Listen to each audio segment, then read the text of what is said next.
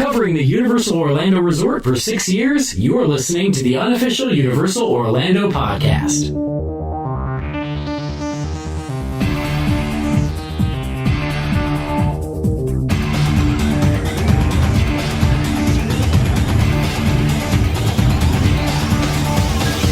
Hello everyone and welcome to episode 250. This is our anniversary episode tied in with our Semiquicentennial episode.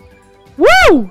I actually googled that to find out what 250 actually was, and apparently it is a Semiquicentennial. All right. So 6 years, 250 episodes brings us to this point. And joining me for our Semiquicentennial episode, I'm going to keep saying that because I like it, is Darren. What's up, Internet? I know I should have introduced everyone in the order that they started, but whatever. So I'm going to go Hunter next. Hello, Hunter. Hey, I'm so glad. This is episode 250 for you all. This is episode 64 for me. So I'm just very, very grateful to be celebrating this momentous occasion with you all. And the person that without this show wouldn't be here and who has put up with all of my for the last 6 years, my wife 20. Tracy. Hello, everybody. Put up with your a lot longer than that. 20 long years. Right. So the idea behind this episode is I actually put a message out to the guys way earlier than they actually saw it and asked them to come up with what they thought was not necessarily our greatest episode or greatest interview or whatever, because that's a different thing, but just an episode that they really enjoyed. And I asked them to pick out a 5 or 6 minute clip of each episode. And what we're going to do is we're going to play said clip. And if we feel like doing director's commentary style over the top of it, that can happen as well. And then we'll discuss the episode for a bit afterwards and then on to the next clip. So I know what everyone's clips are. No one else knows what they are. And I think there's a good cross section here. So Darren, why don't you introduce your episode first? I picked to go first because mine is the most obvious, I think. And that is episode 88. So Our Back to the Future episode. It was, yes. Yeah. And it's quite relevant to this episode, Darren, as you will find out later. So here we go. Welcome back. Now, the number 88 holds a special significance in my heart, and I'm sure a lot of our listeners as well. What I'm referring to, of course, is episode 88 of The Simpsons. That special episode where Marge feels she's too bossy and enlists self-help guru Brad Goodman to help her out, leading to the whole town adopting Bart Simpson's freewheeling outlook on life. Oh, yeah. Yeah, man, I love that one. Nice shorts, man. So today we're going to be talking about, we're going to be taking a look at the Simpsons Ride, which opened on May 2nd, 1991. Specifically built for the Simpsons franchise, this building still houses today what was one of the most advanced ride systems of the time. Tracy, you remember your first ride on the Simpsons? Oh, I really, really do. It was good. I was a bit late to the game, really. It was 2005, 2006, I think, when we were over there. I just remember being so excited just because it was such a colourful building. You don't get to hear yourself like this very often, do you? No, I don't. Getting through all of that and getting on the ride, I was so excited I could barely sit still. The ride goes, and it's so bouncy and creaky and colourful, and it was so much fun. And I remember being in the queue line and... hang on. I've got the map in front of me here, and something's not reading right to me, because... The park map I've got here that we brought back says it wasn't The Simpsons there. What? Yeah, it says it was Back to the Future. What? This is heavy. Yeah, I mean, it's fading in and out. I bet old Krusty has something to do with this. Look, quick, we've got to get into the time machine and prevent this legacy from fading away. Come on. Lee, you built a time machine out of a Pteranodon, a DeLorean? Well, yeah, the way I see it, if you're going to build a time machine into a car, why not do it with some style? A car? Besides, the stainless steel construction makes the flux dispersal. No more time for talk. We've got to go back. Well, how I never read the script how you wrote it.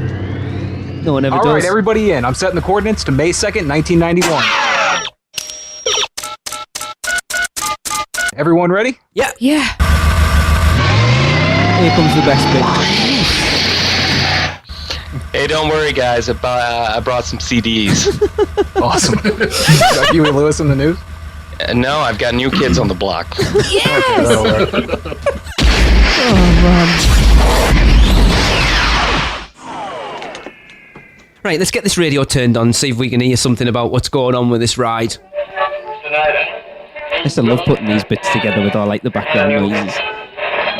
Welcome, everyone, to the Unofficial Universal Studios Florida radio show for May 1991. Joining me are Lee, Hello. Tracy, Good morrow. and Hunter. I'm very excited to be with you all. All right, so we're going to kick off with some news. All right, so first thing first, Universal Studios Florida is coming up on its first anniversary and continues to have operational problems, as is typical at this point. You'd never see these issues at Disney. Jaws continually has downtime due to an issues with the turntable portion of the ride, and we have heard that Universal are considering taking that part out of the attraction and replacing it with something that will be much easier to maintain. We are also hearing that they are considering removing the shark explosion at the end and replacing it with a scene from Jaws 2, which is the unadulterated classic, the electrocution. Ooh. Oh, that would be totally radical. So Confrontation also continues to have massive downtime, but Universal are hopefully turning that around and getting it to operate on a more regular basis. I'm sure they'll get it down. Yeah. Fingers crossed, most likely not. They're going to replace it. Also, Earthquake, the big one, causes as many problems as Kong and Jaws due to its operational downtime. Guests can still be seen complaining about coming to the park and not being able to ride two of their landmark attractions, which is why Universal is still considering such drastic measures like the jaw change. I'm sure they'll get it all sorted Oh, yes. eventually. This is the thing with putting rides into the park that are groundbreaking. Very true. Yeah. Yeah. Now, we have heard on the grapevine that Universal Orlando are looking to bring a Halloween event to the park. Can you imagine that? Halloween? I know.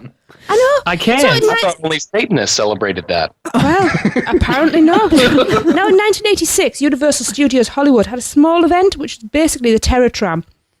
Well, we've heard that Universal Orlando are wanting to do a similar event, and the rumoured name is Fright Nights. Ooh. What?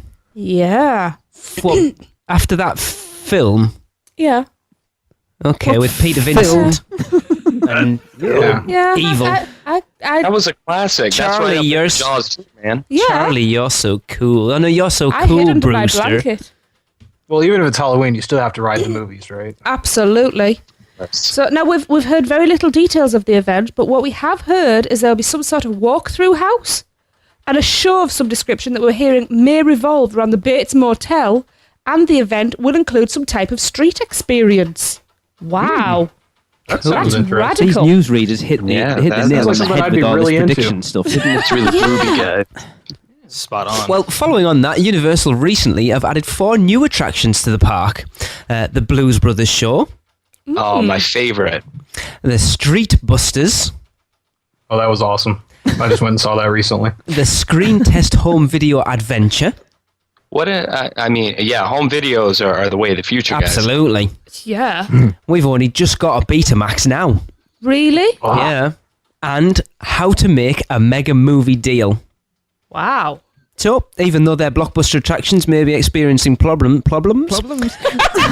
maybe experiencing problems, they are looking to add more value to your ticket. Awesome. Yep. I'm much better in my editing now with whatever problems is. Problems.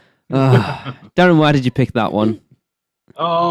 Because it's the Back to the Future episode, and I had to pick a segment from it, and I thought going back and forth with Hunter on those ones just reminded me of the good old days for sure. And as soon as I saw it in the feed, because I'm sitting there, of course, I listened to every single episode that we've ever done in anticipation of this, just to make sure that I picked the right one. No, as I scrolled through the feed, I was like, yeah, obviously the Back to the Future one is the one. So yeah, I really liked our A+ quality acting there. Oh yeah, God, it's horrendous. Spot on. Yeah. Like I'd been planning that episode for quite a while because obviously episode 88 had the Yes. significance for Back Yeah. to the Future, so it was perfect to do a Back to the Future episode. Yeah. Yeah, without a It's doubt. amazing when you're like, wow, 88 episodes. That's a lot. And then you know. realize, Yeah. oh, wait a minute. Yeah. Yeah, just Yeah. all in all, of course I really enjoyed that episode, and we did that, there's a really good, the fact hunter on the ride and everything, and the just that whole episode I really enjoyed. And I always like when we get a chance to do our terrible cheesy acting. That's fun. It is fun. I love doing them, and it's, you know, because I was quite chuffed when I came up with the idea of let's go back and then do the podcast as if it was a radio show back in 1989 or whatever it was. It worked really well, and like putting all that news together and stuff from that time was dead fun as well. But that was when I think we're a little bit more serious on the podcast now. We're grown-ups not now. that I listened to the last episode, mind, but Wait, I was like, are you serious? I think we are a bit more serious now, whereas back then we had a bit more, we didn't take it as serious and had a bit more fun with it than we tend to do a little bit now, I think. So We need to change that. I think we did last week. Yeah. Yeah, it was either going to be that clip, though, or I was just going to edit together 5 straight minutes of Nina screaming through the Halloween Horror Nights houses that we recorded. Yeah. Yeah, and the bleeps where I had to bleep out her swearing. Well, you bleep box, didn't you? They were funny. No, that's a great episode. As I say, well, we'll get there later.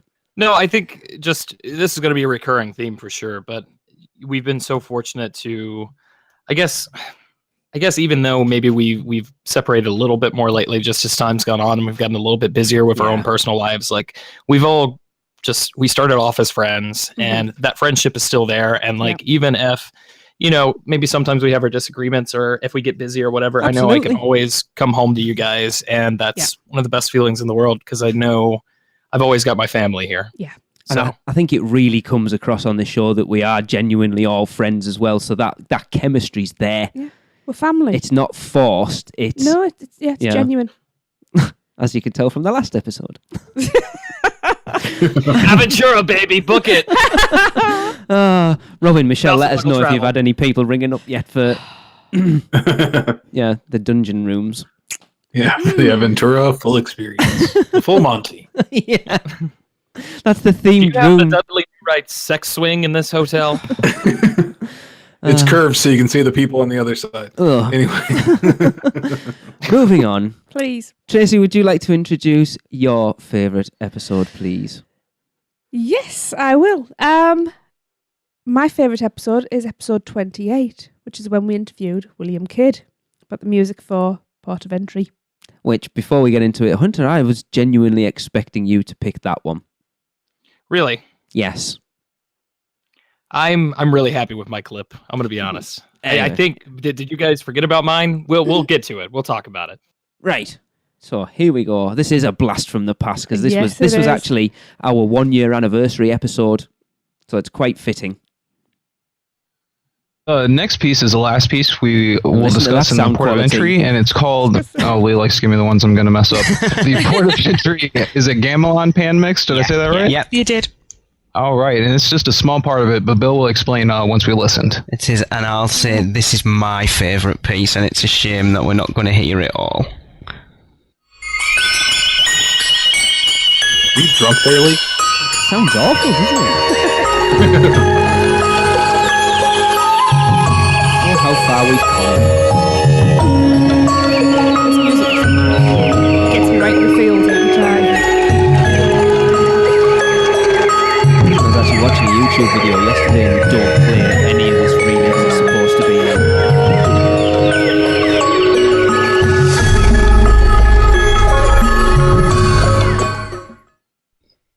Now, when you listen to it, it sounds like just one normal track piece of music, but it's not, is it, Bill? No.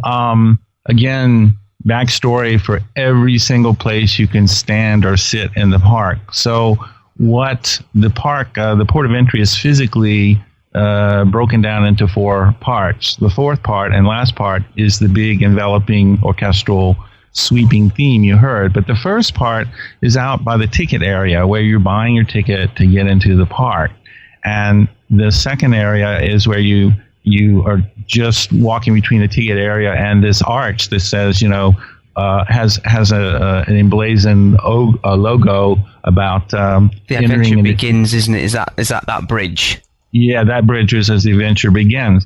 And then when you pass through the bridge, you're in a quirky little street where on either side are these, I should say, Ocean Fish Mark or Confisco Grill or Pirate Bakery, all these views into all these different worlds and times.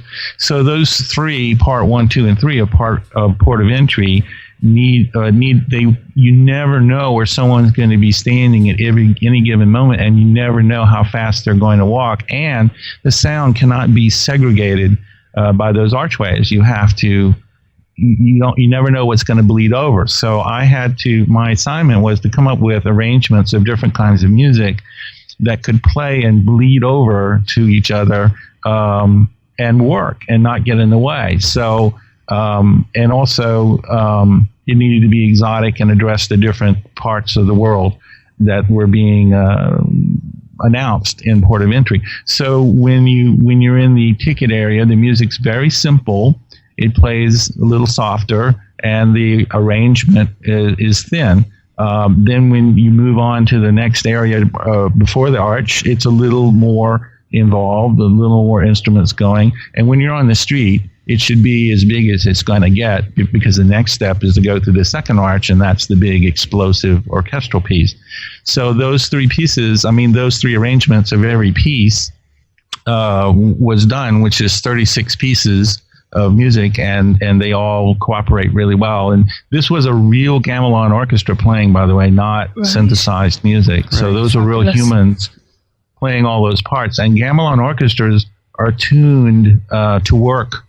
It's a one-off. You can't take a trough xylophone from gamelan 2 orchestra and stick it in gamelan 1. It's completely out of tune. Right. So you have to when you want to start a gamelan orchestra, you have to buy everything you're ever going to use all on the same day, because they can break, but they can't be replaced. Wow.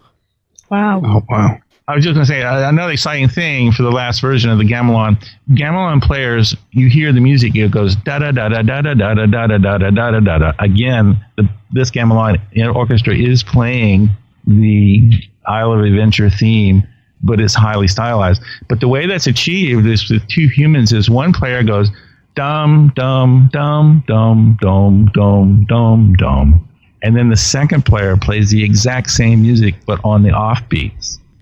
So two people will be sitting side by side, and each one's playing a simple tune, but it goes da-da-da. Every note's repeated twice, and that's the two people whacking the bar or tuned instrument alternately, and that's how that's achieved. And it takes tremendous mental effort to do that. And so the players are quite proud of their ability to play the straight melody.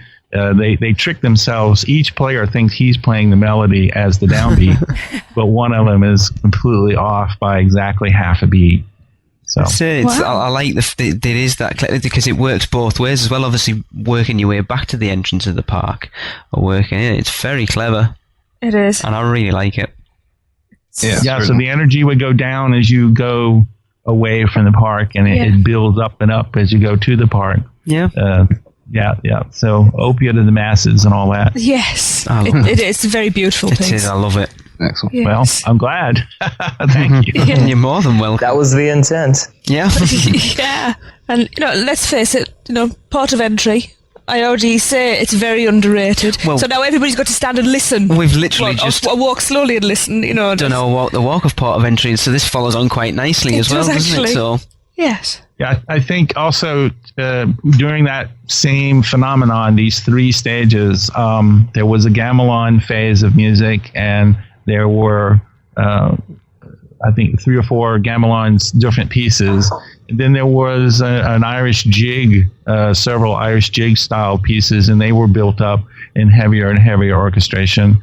And then there was sort of Greco-Persian music that was lyrical and not too bouncy, that were played in successive higher levels, of which the last one had vocals on it. So the music's changing all these different parts of the earth, trying to make it an international kind of place. So we have, sort of a European reference and a Middle Eastern reference and a Asian reference, and that's about as big as you can make it. Mm-hmm. Cool. Oh, yeah. So now we're leaving Port of Entry, and then we're going to venture on into Seuss Landing for the Cat in the Hat. Oh, yes. This is just usual. Go on. My voice has actually gotten higher as time goes on. Yeah, right. Tracy, everybody. why did you pick that one? Well, you all know how much I love Port of Entry. Yes. And the music is a huge part of that. And when I do think back to people that we've interviewed, Bill was just such a genuinely nice guy to talk to. He was so open and so helpful and providing us with the music. Like, I know the work he went through to put that together. It wasn't just simple for him to get it. No. So it was very much appreciated. And as I said, I already appreciated the music, but talking to him made me absolutely adore that music. And that's why I want to share it with everybody when I'm talking about Port of Entry and I'm saying stop and listen. This is why, because I understand the work that's gone into it and people are really missing out. But as I say... The music's the most important character. It is, because music evokes emotion. You don't always notice it, but you will hear a strain of music sometime in the future and it will transport you. Yeah. I've always said that music at the entrance of Islands of Adventure, as soon as I hear it, my tears just fill up. My eyes just fill up. Yeah. Well, it's little things like coming out of Zeus Landing into what's it called now? I think it's amusing that Lee cries so often, even his tears can cry. Yeah. You know, even things like you'll hear that little twinkling sound. Yeah.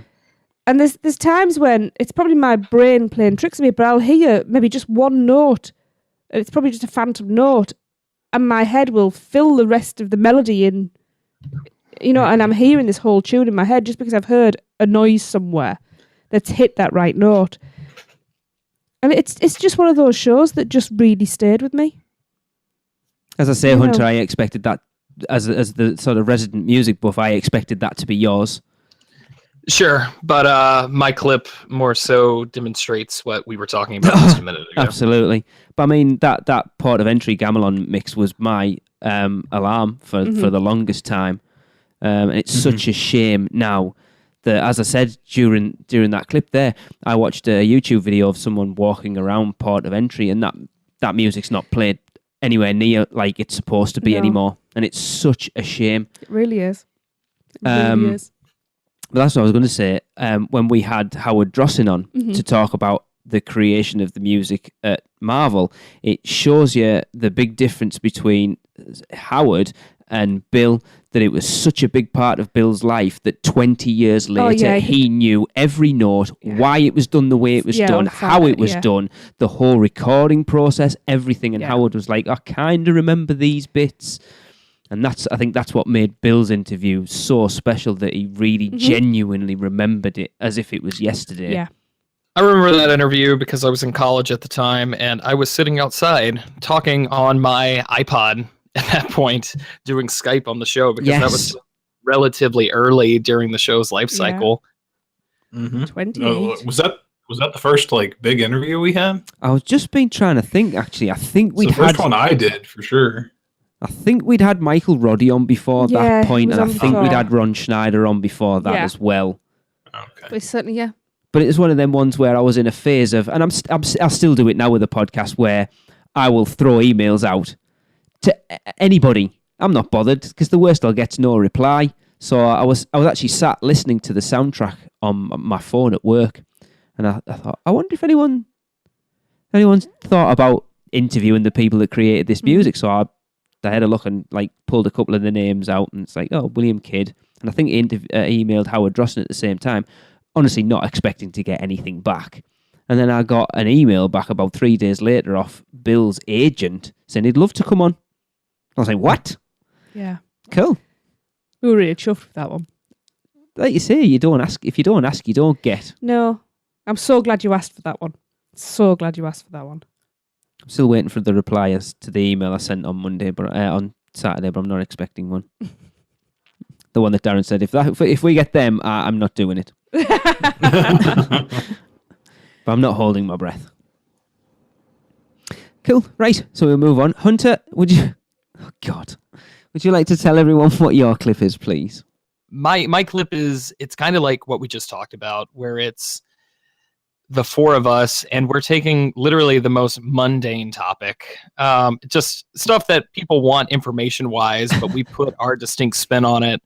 And it's it's still the highlight of the funniest part of our show. As far as our comedy stuff, I mean, the Aventura stuff's pretty funny, but this is a whole nother level. This is going to go down in the classics. And when you said pick a clip, I knew pretty much immediately that I was going to pick this. So enjoy. Episode 156 there for everyone's enjoyment. So here we go. The Croissante Moon Bakery. Oh, ho, ho. That's my American accent. On the Run Continental Breakfast includes a fruit cup, a Danish or a muffin, and a breakfast drink. What is a breakfast drink? Apparently it's beer, depending on that's $6.29. That's not you can bad, get sliced actually. fruit, which is $2.50. You can get cereal for $3, a Danish for $3, a jumbo cookie, in case you want to get your kids excited, $2.50. A croissant, $2.60. A cheese croissant, $3.20. A fresh hot muffin. Saying, I don't know what that bleep is there. Money in the swear jar. Steven Tyler's favorite breakfast, the fresh hot muffins. Trade win, fruit cup, $3.80. They also serve pastries, soft drinks, and coffees. No beer, I though. think we're overlooking a very important thing here. Go on. It's the cronut. Oh, see, I've never had one. And is that where they do them, Darren? Yeah. Right. Cronuts are at the Croissant Moon Bakery. I have to have one. Open from 9 a.m, by the way. Awesome. Yes, yeah, I need to have one of those. Yeah, definitely. Hopefully that won't be a disappointment like so many things have been. Well, you're not getting the traditional one. Thanks, Tell them to go Matthew. easy on the glaze when you go, because they will dip that thing in glaze and just like there's a They pile drown of it. glaze left on the plate. So There wouldn't be, I'd lick it all off. okay, if you're into that, then there you go. See, we went into the Croissant Moon Bakery, I think not last time, the time before. I wasn't overly impressed with it, to be honest. If you want like a quick little baked item though, like afternoon, whatever, Kim and I've gone in there a few times, and like the cookies and stuff like that's always really fairly priced. It was good the last time we went in what we 2015. had, but I remember it was dry. And we got a cup of tea because it was freezing. That wasn't dry. It was freezing outside. That's why we went in. Right, it wasn't. It was the day, that was actually funny enough, the day we did the character breakfast at the Confisco Grill. The tropical storm came through, so it dropped like 30 degrees overnight. I remember that day. Yeah, that was pretty cold. I'm going to pass on to Tracy's favourite, Starbucks. You know what's in Starbucks? Yeah. They overtook the Arctic Express across the road from the Croissant Moon Bakery. Oh, I shouldn't do that. Oh. I've never been so tired of croissants. Thank you, Jordan. I appreciate that. So mine that they've got. Hunter, do you want to do it for me? Cinnabon! I need to find that soundbite and Yeah. actually put it in. I'm assuming they open at 9. Says it's in the parks. Probably. And they have the usual, what stuff and drinks, Hunter? Cinnabon stuff. Right. I'm uncomfortable. Moving on to the three broomsticks. Here we go. Traditional English breakfast includes fresh eggs, once again, sausage links, the blackest of pudding, English bacon, baked beans, grilled tomatoes, sautéed mushrooms, and breakfast potatoes, all for $15.99 or £13. Golly gee, what's the deal? It's about £10, actually. £10, quite. Jesus. Also, offering that porridge breakfast everyone loves so much. Old-fashioned steamed oats with fresh fruit and butter croissant. I suspect that the word fashioned doesn't need to be in there, and that explains it. Old steamed oats. Yes. Lots. I'm sorry, hang on. Porridge breakfast. No. The fresh fruit and the croissant. Where are you going with this? I didn't bite there. Are not part of porridge. No, they're not. That's true. Porridge. You don't have porridge with fresh. I'm so. You can't have croissants if you don't eat your porridge. Bite again. It's usually a dollop of jam, actually, or a sprinkling of sugar. Well, Sorry, this carry is on. America, so we have to give you more food than necessary. I'm quite happy with that. Yes. And then we also have the Continental Breakfast, a colorful array of fresh fruits served with croissants accompanied with assorted jams for $15.99. I'd just like to say this is supposed to be an English restaurant. There should be That's a lot of money. There should be a U in there. Yeah. $15.99 for fruit, croissant, and jam. Yeah, that is Wow. expensive. Think about that. Yeah. The American breakfast comes with fresh scrambled eggs, breakfast potatoes, fighter jets, crisp bacon, Machine guns, tanks, Chuck Norris. bald eagles. Just getting respect. I think I may have lost And the for some listeners. reason, they tossed in a Frenchy butter croissant. American. And we charged the very American price of $15.99. On Monday. Apparently, Dr. Evil grew up on cheese grits. Oh, we did this one live, didn't we? Grits are a thing, man. Oh, yeah. They are. Especially down here in the southern United States. I only know them from my cousin Vinny. Oh, okay. So at the kitchen buffet, we got an omelet station. Oh, yeah. I've got freshly baked bagels, muffins, pastries, and breads.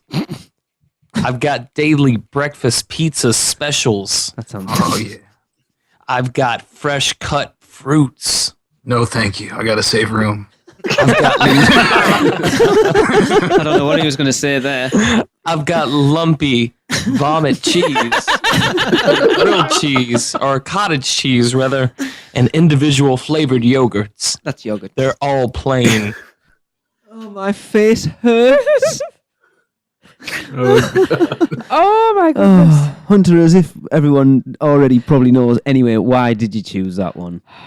So, I mean, we were just talking about it, but just getting a bunch of getting us all together to talk about what could be this really boring readout of just breakfast menus, stuff that we're kind of obligated to cover at some point and have covered just because we're the Universal Podcast. But I've listened to, probably 100 podcasts, theme park podcasts at this point. And, it's just kind of, you sit there and you listen, and you're like, okay, that's good information. Maybe jot down some stuff. But us, I don't want to toot our own horns, but just being able to hear us address a topic like that and be able to put this spin on it and turn it into just this really positive, super happy episode where we're all just laughing and making stupid jokes the entire time. There's something that's really special there. And I think we're all very, very fortunate just to have this chemistry that we've developed over time together, because, there's a lot of podcasts that are out there where they're just, hey, you're a cool guy. I wonder what I can piggyback off of you. Mm-hmm. But we all started off as friends, and being able to have those conversations and be able to toss out literally machine guns during the middle of that was hilarious. What's not to like about that? So yeah, it's a super silly clip, but it kind of, to me, is the heart of UUOP and why I look forward to recording the show when I actually can. But it's something that I've never taken for granted, and I'm just grateful for how many memories we've been able to build up over the last 250 episodes. It was one of them that I think, because we did it live, the live shows, we haven't done one for a while actually, have a very different atmosphere, because you've got people chiming in, and Tracy's usually away with the fairies talking to the people in the chat room and not actually interacting on the show. It does give it a very different dynamic, but I think my favourite quote is still, the blackest of puddings. Yeah, no. My favorite Darren quote is the one that was in there when I'm like, fresh cut fruit. He's like, no thanks. Oh man, I do think that clip sums us up as a group pretty well. My face is aching. Definitely put that one on my resume. Yeah. Oh, it's funny. Yeah, well, I'm going to have to go and listen to that show in its entirety now. Who can forget the phrase lumpy vomit cheese? I know. And I was thinking, but I like that stuff. Bald eagles and just like you say, just and Lee's in the background humming the national anthem.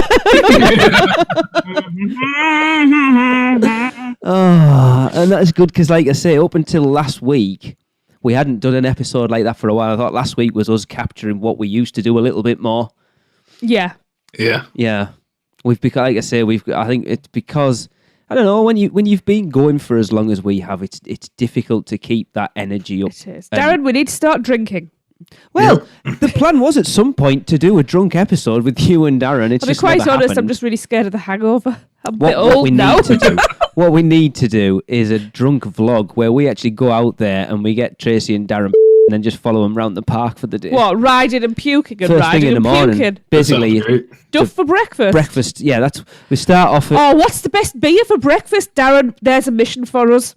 We need to find the best breakfast beer. Well, apparently it's in... where was it that we were talking about? Croissant Moon Bakery, because someone asked in that clip there, what's a breakfast drink? Well, apparently it's beer. I need to listen to the rest of it to find out what that reference was. Yeah. I think it's start with a crisp Hefeweizen and move on from there. That was funny. Oh. But you're right, just to take a really ridiculous topic of what breakfast items can you get in the park and come up with something, that's literally got my face aching. Oh, yeah. Awesome. Which leads me to mine. What did you choose?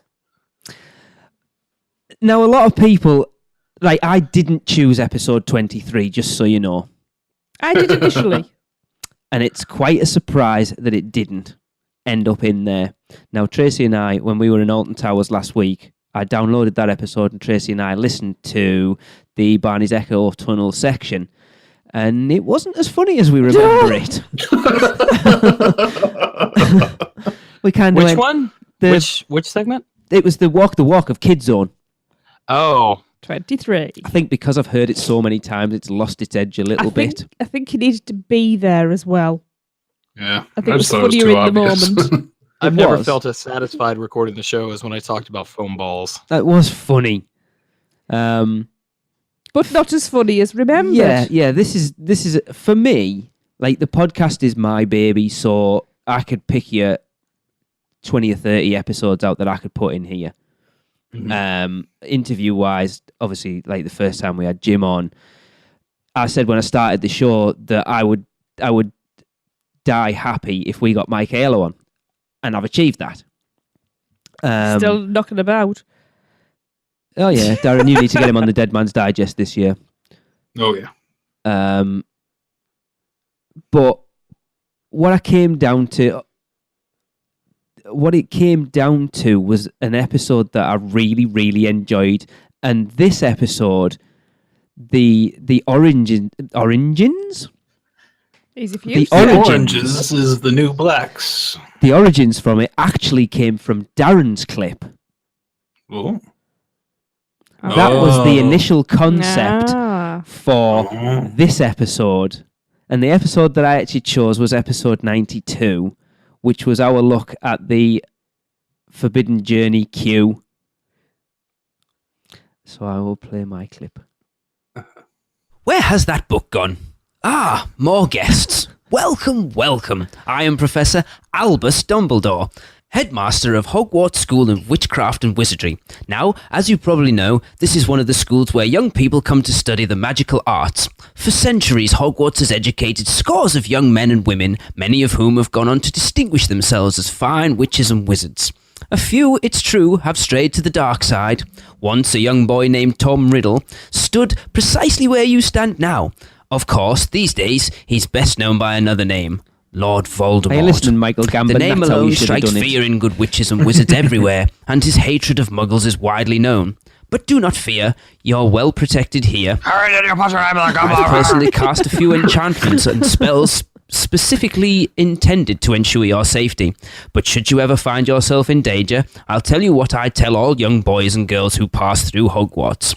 There comes a time when all of us must make a choice between what is right and what is easy. Here's hoping you choose correctly.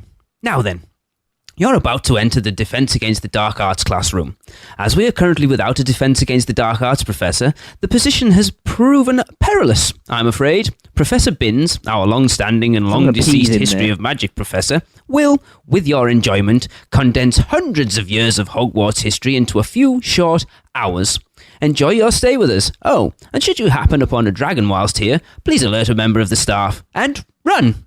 Not necessarily in that order. Thank you.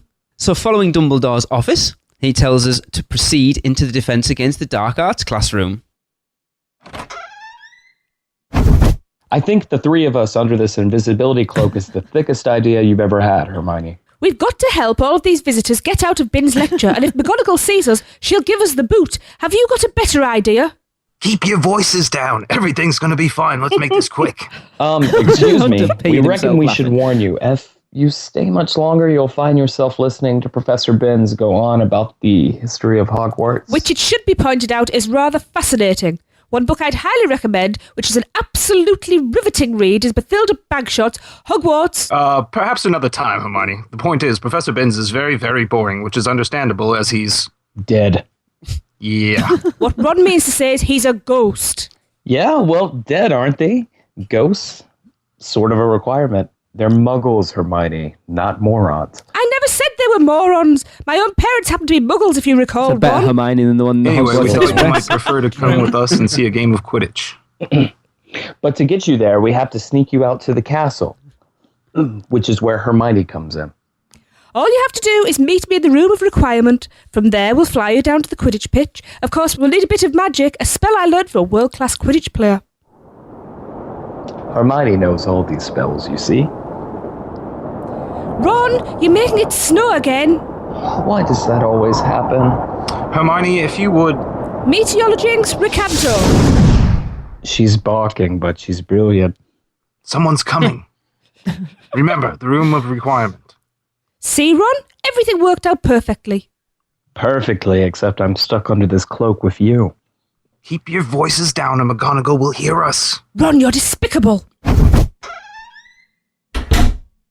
In this room, there is the familiar-looking dragon skeleton hanging high above guests' heads. At the front of the classroom is a chalkboard with spells and such written. Just beyond the chalkboard is a staircase up to the door that, according to the films, leads into the Defence Against the Dark Arts teacher's office. The door opens, seemingly by itself, and guests hear bickering.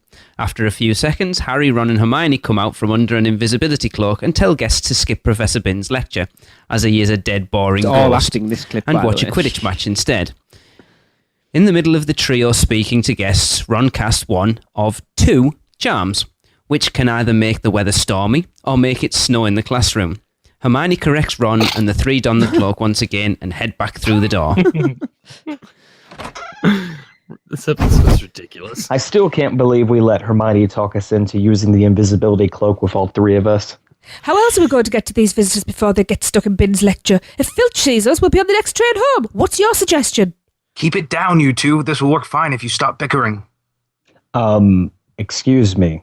We thought some of you might be looking for a way to escape Professor Binns' lecture. If you're not, you're mental. Hunter, Look, your the subject acting isn't got worse. fascinating. Personally, I'd recommend Bathilda Bagshot's Hogwarts, a I've never history. been a good actor. No one has read that book, Hermione. For your information, it happens to be, by general consensus, the definitive volume on Hogwarts.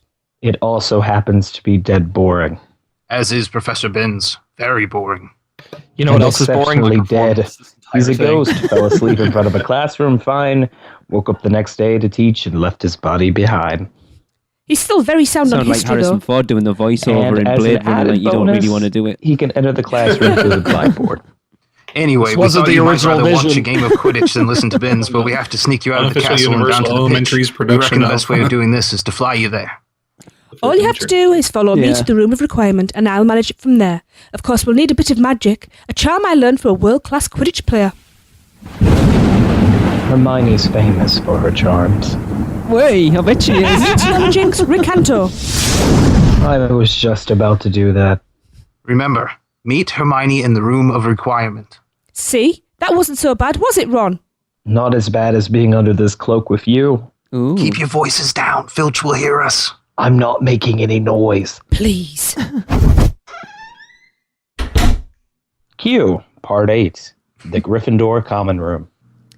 Who are you people? Am I supposed to let you all in? And without a password, no less. What is this school coming to? Well, move along then, otherwise you'll miss the match.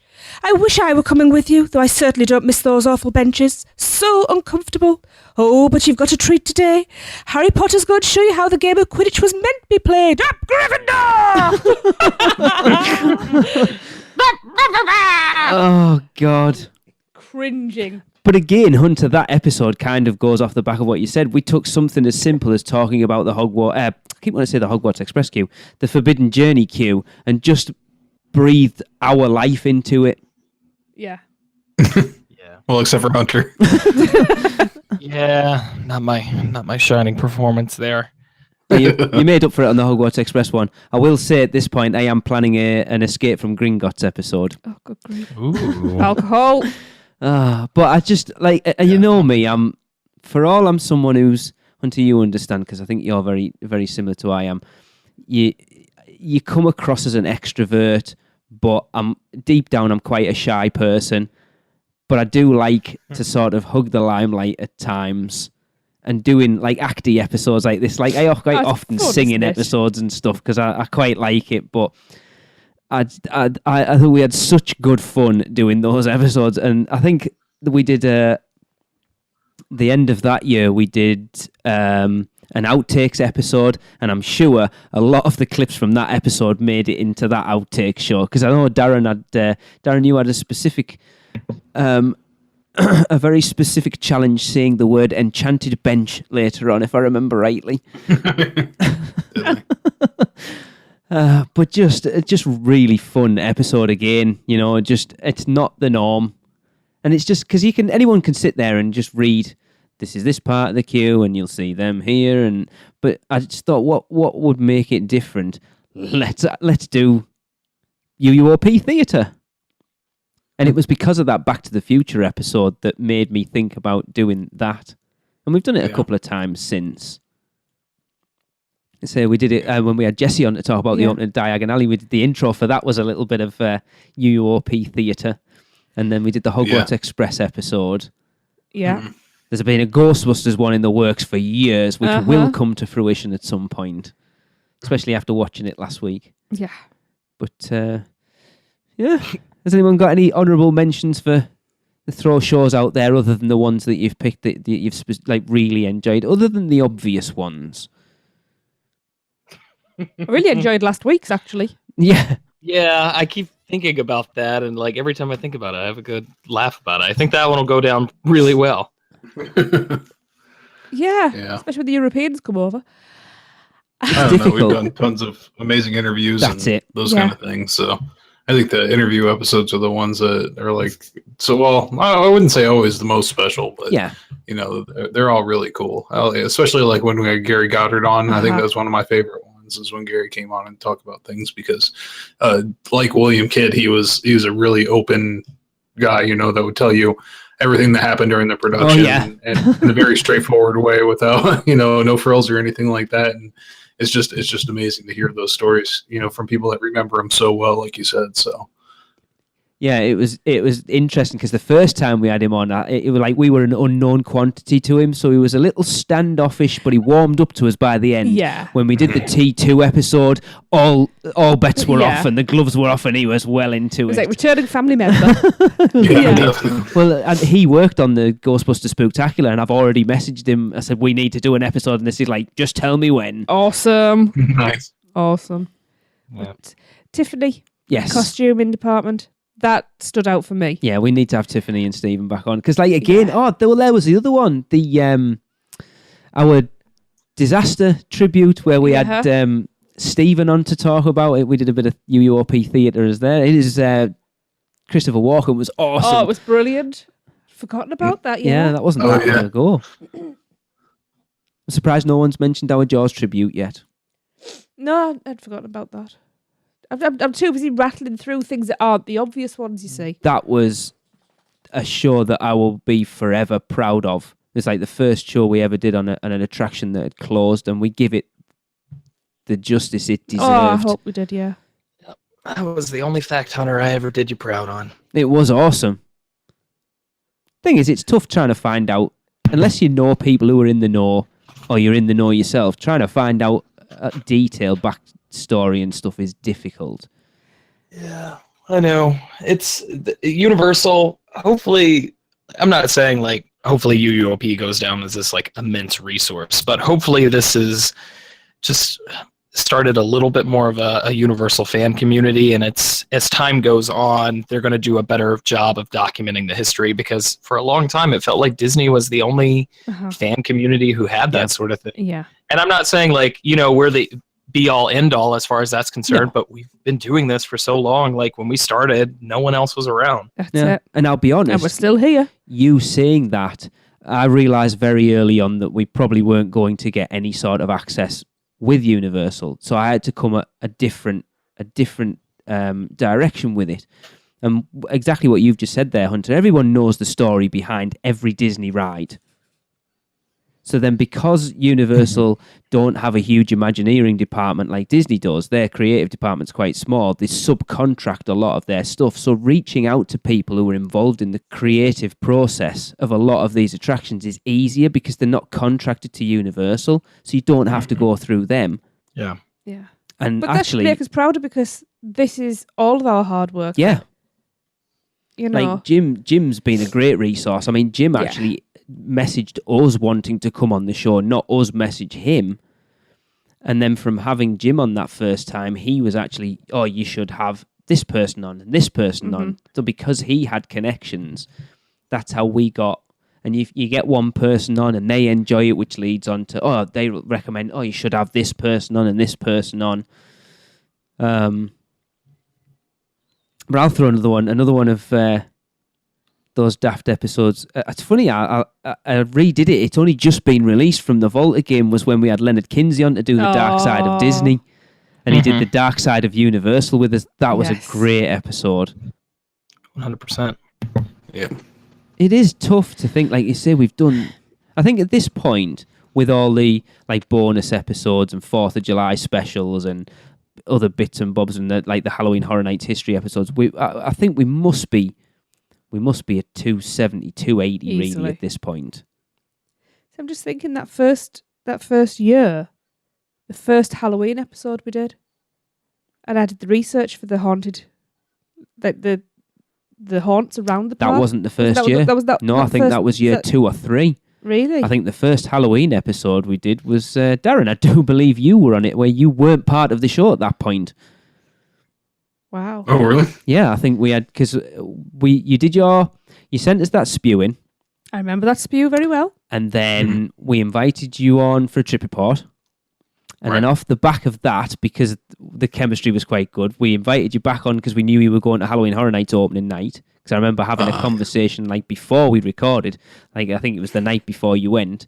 Just a half-hour sort of chit-chat about it and stuff. And then we had you back on to talk about Halloween Horror Nights that year, which seems so long ago now. Wow, yeah. It's weird because it doesn't, like that episode clip that I've just played there, the Forbidden Journey cue, doesn't actually seem like that long ago. No, it doesn't. It was No, it really didn't. Yeah, and it was 158 episodes ago. Yeah, that's crazy. 250 guys. Yeah. That's big. I never believed we'd get this far. No. There's times last year when I didn't think we'd get this far. But I don't know about the rest of you, but I'm immensely proud of what we've put together. Absolutely. I'm mildly proud. Shut up, you. You know, it's been hard work. There's been a lot of crap gone on over the last behind the scenes that people don't know about. A lot of shit we've had to deal with, and you know, and I'm still glad we're here and we're still kicking and we're still enjoying it. And as far as I'm concerned, we're here for the long haul still. Yeah, I don't know what the long getting haul rid is, of us. because 6 years is pretty long. In some schemes, in others, not so much. And still, the plan is the next time we get out there is to get in touch with Universal and do this show live from the broadcast studio in the park. That would be awesome. Because I am actually friends with the guy who runs that, and he's like, you should reach out because they're a lot more open to having people recording here now. So it's definitely a possibility. Interesting. So yeah, I think that's going to wrap up the episode. I'm going to do the usual mushy thing at the end of this. 6 years, 250 episodes. We've made a lot of friends and a lot of family over that time. When Tracy and I come over to Orlando now, we're not going to Orlando, we're going home. Yeah. I think I said it when we came back last time. I could go into my hometown and walk around for 3 hours and not bump into a single person I know. We went to Universal Orlando for a week and didn't go a single day without bumming into somebody we knew. Yeah, probably at least every couple of hours. Which is crazy. It's great to think that. But obviously, Darren Hunter, you put up with a lot of crap off me.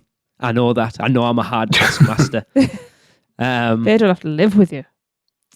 I know I can be a pain in the ass, and it's not because I want to be a pain in the ass. It's because I love this Because so you've much got the passion. that I want it to be the best it can. We know that. So if I Absolutely. you're off, it's all with it's all done with love, and I know I do. I'll hold my hands up. I'm not blind to myself, but everybody, all the Producers Club members, I'll put it out there. The Producers Club, it has officially started at this point, but if you still want to be in, drop us an email at podcast@uopodcast.com. And you can be part of our little exclusive group. But, you look at the people, Bill Cade, Mike Aiello, Laura Wallace, Michael Roddy. We've even had the former chairman of Universal Orlando, Skip Sherman, on the show. Yes, we have. Yeah. And even after 6 years, I sit down before every interview and You wet yourself sick a little to bit, my don't stomach. you? I still get dead nervous. Still. Yeah. It's been an awesome ride. Actually, I'm surprised that one of the 3 episodes, the documentary episodes I did over Christmas, I'm so proud of them as well. Yeah, you should be. And I know I put a lot of work into it, but it wouldn't be what it is without everybody that contributed to it. And the fact that there's one person on this call and one person attached onto this call that ended up in tears recording those segments and even ended up with me in tears with the pair of them. Oh. And Nina was the funniest one because Nina, before I asked her what her memory was, she said she didn't know. And then she just started talking and this memory came flooding in and the pair of us were, in floods by the end of it. I don't know what else to say. Anyone else want anything to say? Because I feel like I've been talking and no one else has for a while. Well, that's just you, isn't it, dear? Sorry, Hunter? No, I'm just, I kind of feel like I've said everything as far as just very fortunate as far as how the show's grown, just to everybody that's been listening. And I'm, most importantly, I'm grateful for the relationships I've been able to form with you three. And we've been so lucky because we haven't gone looking for people. When me and Tracy started this show, it was something we eventually knew would happen, that we would have a third or a fourth host on, ideally located around the Orlando area, just to give us that boots on the ground thing. But Hunter, you came along and just fit in so well, and then to say Darren again, it wasn't a case of we went looking. It was just like when Hunter went on the Disney College program, we were looking. We need that third person. Who do we think? And that thought process didn't go beyond you. No. It was Darren. We just knew you'd be a perfect fit. He knows us. We know him. We have a relationship with him. He's the perfect person. It was never in doubt to look anywhere else but that. No. And then the night we were supposed to record our first episode with Darren, Tracy and I were exploding from both ends. Oh, yeah. Thanks for reminding me. We were very, very ill that night. That episode's still out there. It was really a case of ice in the kicker. Yeah. I was already so nervous to do it anyways for the first time. I think if you go back and listen to that, I think it'll have been episode 11 or 12, something along those lines. Tracy and I, we recorded it 2 or 3 days later just to get an episode out. It's like, hello everyone and welcome to the Unofficial Universal Orlando Podcast. Hello Tracy. Hello. And I've never been right since. Oh, no, maybe that's what it was. Anyway, I will put a call out to the listeners. We really appreciate it if you've been listening to the show for one episode or all 250. Please go. Or I know people that have found us recently and gone back right from the start. Wow, yeah. Buggers. Please, if you're on iTunes, go over, leave us a rating, leave us a review and subscribe, and it'll really help let other people know that what we're doing and that we are someone that you potentially might find all right. Yeah. So for episode 250, our what was it? Was it a semi-quincentennial? Yes, that's the one. It doesn't sound right. Yep, our semi-quincentennial episode. Darren, thanks for being a part of the show for all this time. Thank you. Hunter, again, same to you, buddy. It's been a blast. Anytime. And Tracy, you deserve it more than anybody. Yes, I do. That's going to do it for episode 250. We will be back next with our next week with our usual shenanigans. So for Tracy, Darren and Hunter, I am Lee, and you have been listening to episode 250 of the Unofficial Universal Orlando Podcast. We love you guys. That's it for another Unofficial Universal Orlando podcast. Make sure you never miss a show by subscribing on iTunes, and while you're there, please leave us a rating and a review. Listen to us on Stitcher, Google Play, and all your podcast apps. Email us with any questions or comments to podcast@uuopodcast.com, or even better, record your message at speakpipe.com/uuopodcast. Follow us on Facebook, Twitter, Instagram, YouTube, and Pinterest, keyword UUO Podcast. Check out our blog for even more content at uuopodcast.com. Well, that's a wrap. See you next week.